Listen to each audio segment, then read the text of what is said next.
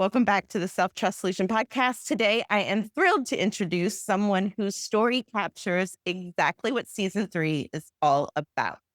The moment you stop waiting for permission and start trusting the calling placed within you. My guest is Mandi St. Germaine, a co founder of MBS, the Woman Beyond the Cape. It's a faith rooted activewear brand on a mission to help women reclaim their identity through modest, affirmation based pieces imprinted with biblical truth. What I love most about Mandi's story is that it didn't begin with certainty. It began with doubt, overwhelm, a season of burnout, and a question many of us women know too well: who am I beyond my roles? So when Mandy trusted the quiet nudge of her heart, when she said yes to partnering in a vision she didn't yet fully see, and when she began sharing the real, imperfect behind the scenes, everything shifted. Today, MBS is a movement reminding women of who they are and whose they are. Mandy, I'm so honored to have you here and to share your self trust story with our listeners.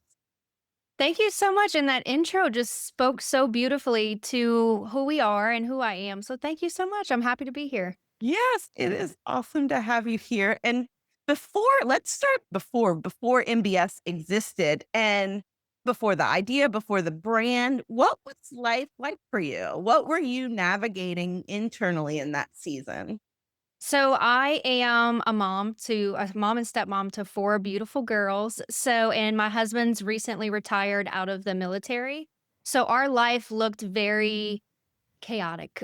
We were constantly moving. I feel like I reinvented myself 10 times over the last 20 years. Mm. And so I was really just lost in my own identity along the way. I became who I needed to be at the time. I was constantly shuffling between jobs, children, all of the activities. He had went through 5 deployments, so I definitely had to be the person for everyone at every moment of time. So I really lost myself in those um, 20 years or so. But I tried to reclaim as much as I could. I really got into health and fitness about 10 years ago, and I started sharing through Team Beachbody at the time, and so that's whenever I met Pam through Beachbody kind of community groups and accountability. And we were both new moms trying to find our identity again, get back healthier, and just take that time for ourselves. And so Mm. that's really where a lot of the vision started to come in as far as what we wanted to create as a community. Because we noticed that within the health and fitness world, a lot of women we were talking to were in similar seasons of ours and just trying to find themselves in the chaos and the just everyday life that we were living. And so Pam and I kind of touched base then, but then over the years we were just Facebook friends. And so she reached out to me and was like, "Look, this is going to sound crazy. We haven't spoken to each other in quite some time, but I have this vision for a business that is going to really help women reclaim their identity through faith-based affirmations and just that community building like we did before. Would you want to partner?" And it was that time where we were getting up to retirement.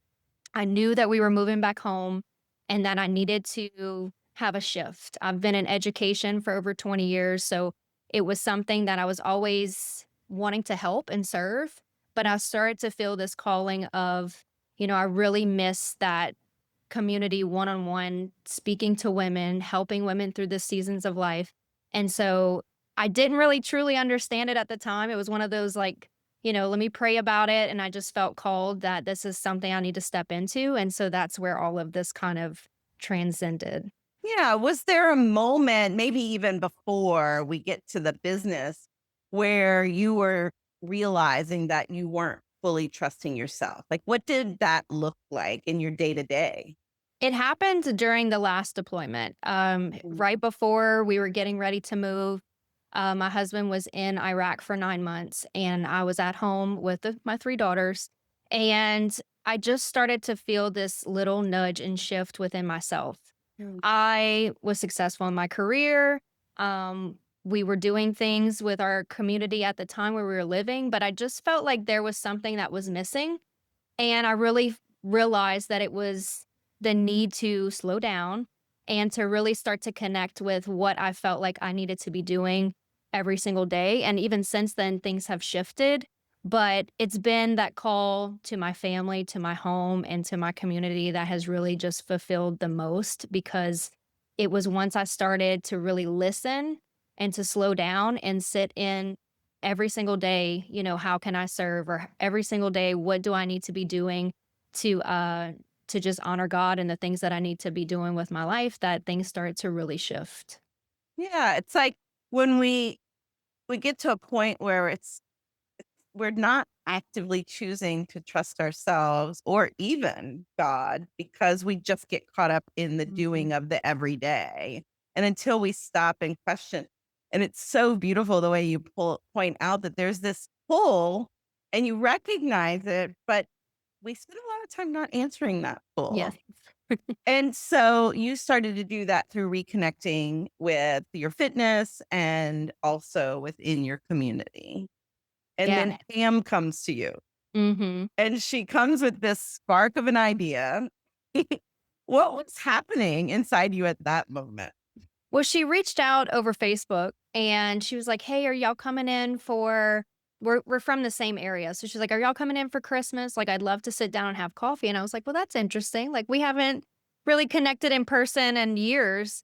And so I was like, "Yeah, like we can go sit down." And so I met her at a Starbucks and we sat for 2 hours just catching up, and then finally at the end she was like, "Look, I just have this vision that, and she told me all the things that she saw, women in activewear, with like taking off their capes, like all the roles and responsibilities that we wear, and really just falling into our identity and who God has created us to be. And that, I seen you alongside me doing this." And I'm like, really? Like this is interesting because that whole summer before, I had that nudge that was telling me to do something more, but I couldn't quite put my finger on what that was.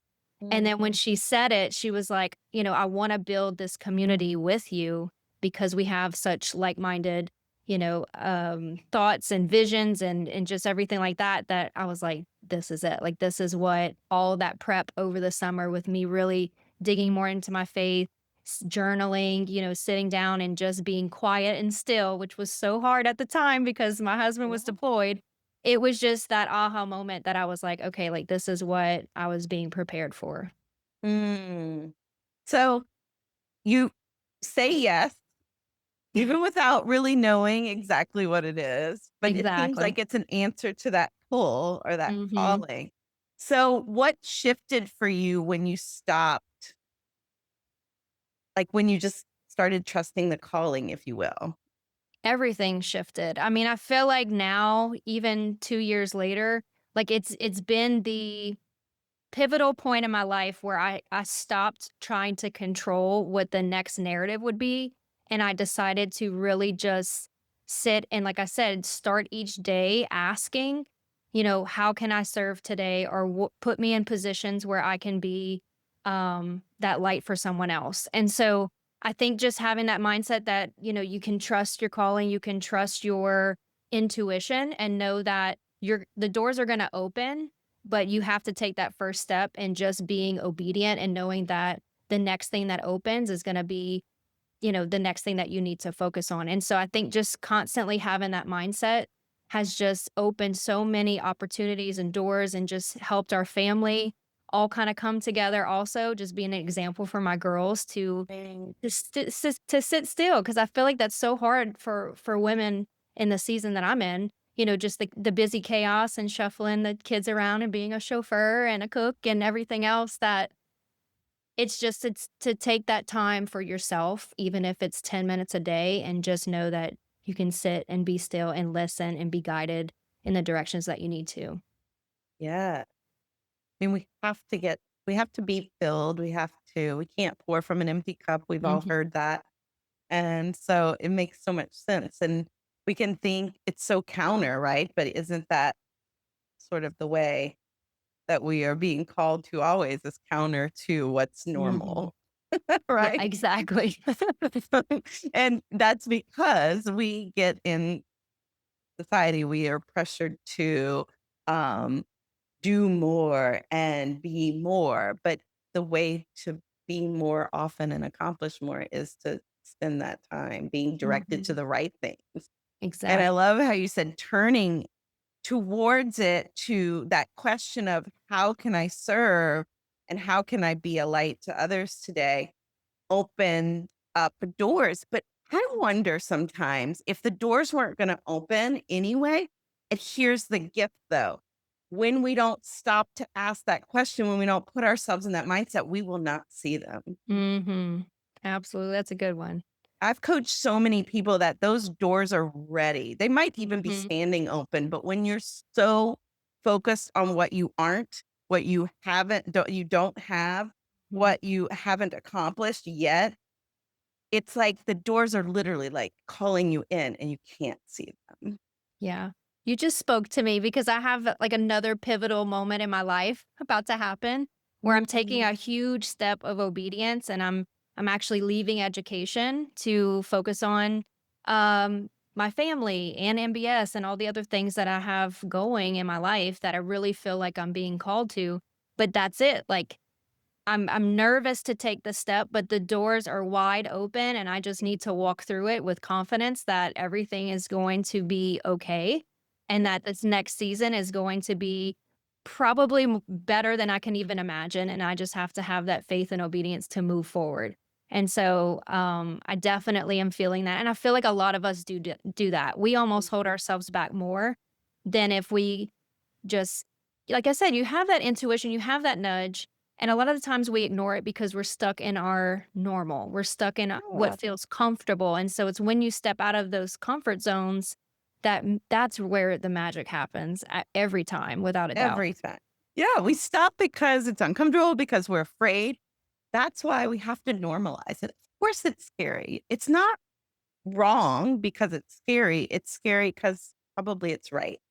Everything we want is on the other side of that Mhm. discomfort. And so when we can normalize it and take care of ourselves through it instead of talking ourselves out of it or on the other side of it, browbeating ourselves through it, like Mhm. neither has to, it doesn't have to be that way.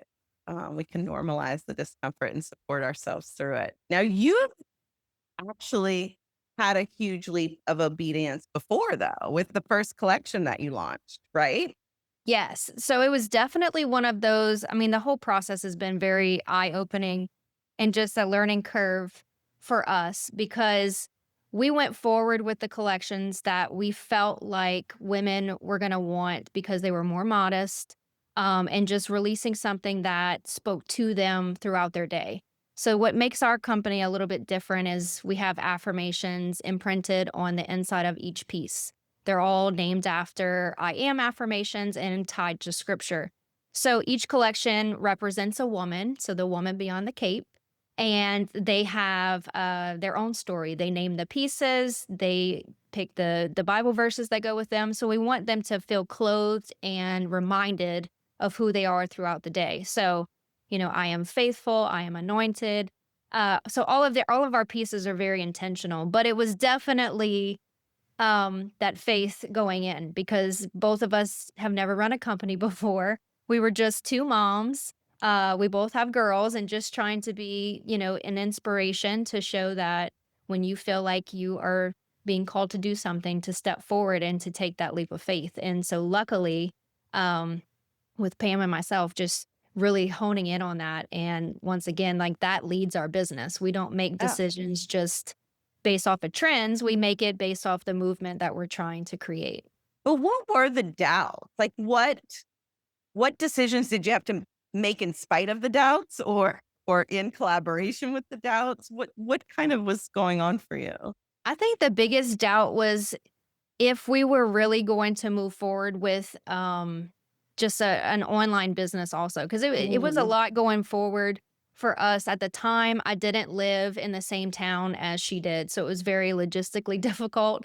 But then also just making sure that we had all the pieces in place because part of what we're doing is, like I said, the movement community around it.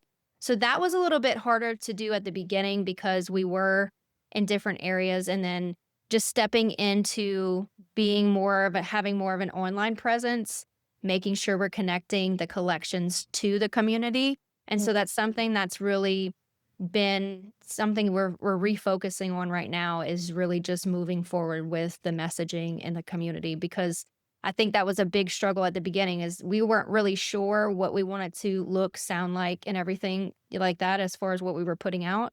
And so that kind of made it difficult to really hone in on our brand messaging and let people know who we really were. Yeah. We learn as we do, though. So, Yes. congratulations on doing, right? We Because learn a lot. that's how you get the data to move forward. And MBS Absolutely. kind of grew the moment you started sharing the why behind the brand. So, Yeah. what did trusting your voices, you and Pam, the raw, the imperfect version, what did that open up for you? I think that brought us back to the beginning days where we were open books, just raw, authentic. I feel like it gives gives women someone to connect to because even though we have a lot of the same values and just thoughts, we are two separate women going through two different phases of life. And so being open and sharing that, I feel like connects to our community because they feel like they're not alone. We're burnt out. We're trying to reclaim our identity. We're going through being overstimulated. Like it's just a very chaotic season of life. And so I feel like when you can connect with someone on that level and kind of open yourself up to that, which was a little difficult at first, trying to be vulnerable on the internet, but at the same time, the feedback just makes it so much worth it. And so we try and build that community with our audience, that way they can give us the feedback. What do y'all want it to see? What pieces are you looking for? And what scriptures? So we're actually getting ready to launch some new pieces. And so that's what we're looking for. It's to give us the feedback like this is not for Pam and I, this is for y'all. And so really just honing in on our community at the time. What ripple effects have you seen in your community, your customers, or conversations I because you trusted yourself, you trusted each other, you trusted God enough to build this? I think a lot of it becomes the one-on-one conversations that we have with other women that they feel seen and they feel heard because we are open and honest about our own personal struggles, but then also sharing the women's stories that have the different collections. We do a podcast with them. They're on our website. We let them share their stories, and so that's another unique way that we connect our community to our customers. And Mm. so I do think too is just getting that conversation going whenever we're out in our community. A lot of our faith inspired has come where we feel more comfortable to talk and share about it. I think at first we were a little apprehensive because we didn't necessarily want to put ourselves in a specific box, but that is who we are. That is what MBS is all about. And so I think once we finally took that leap of faith, it Mm. has just opened up, like I said, so many doors. So it really is taking that step, even though you're scared, you might not understand it, you don't know where it's going.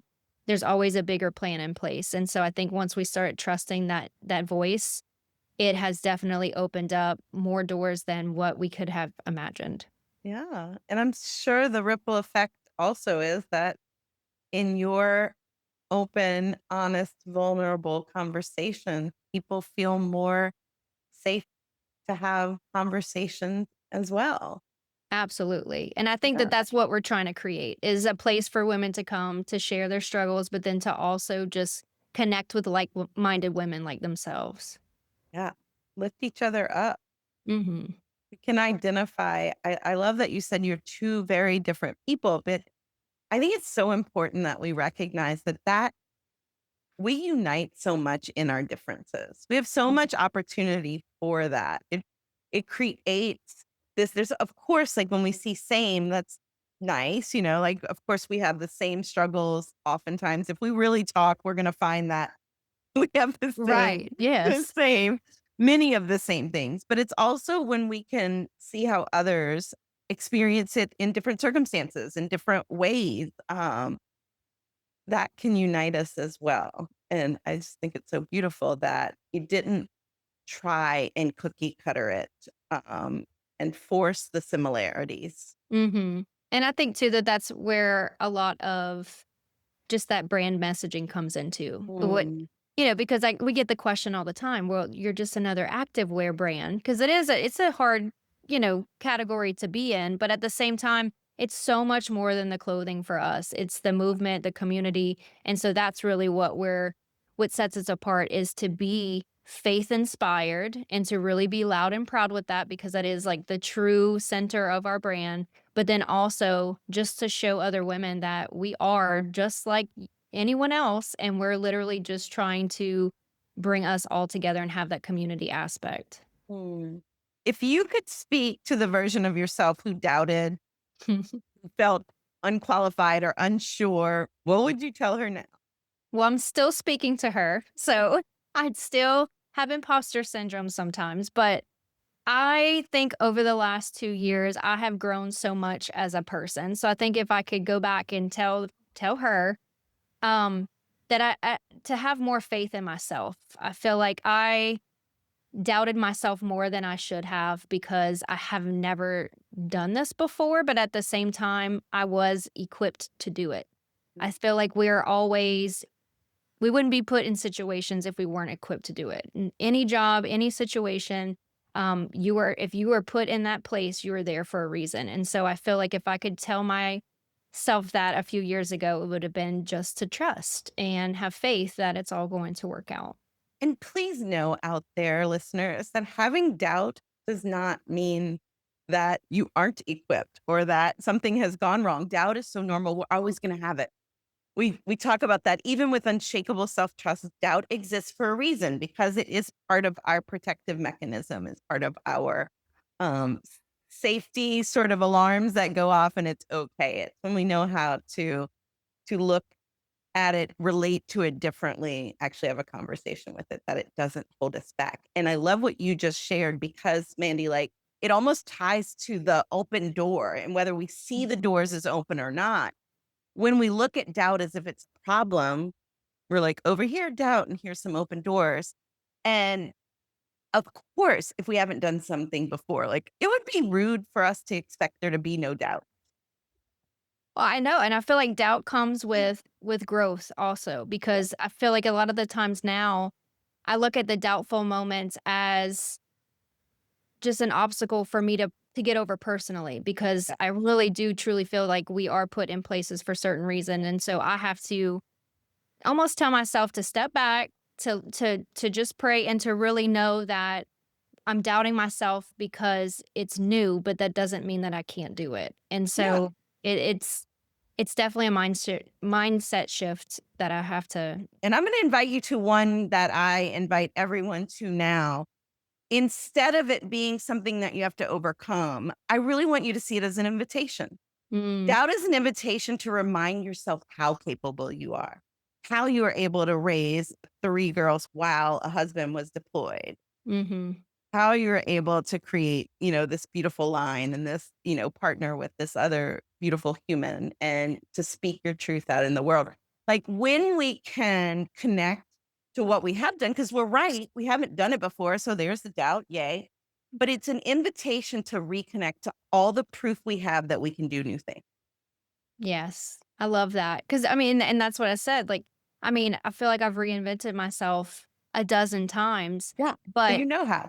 all of those things have led me to where I'm at now. Like, if I Mhm. didn't have those experiences or those hardships or even the beautiful moments, everything, and that's what whenever all of the shifts started to happen, I'm like, all of this happened for a reason. Like, I needed every piece of that for where I am now, even the little moments that I kinda overlooked at the time. Yeah, you're collecting resilience. You're collecting, you're increasing your capacity for discomfort. You're increasing your Mhm. capacity for evolution and expansion, which is so beautiful. Absolutely.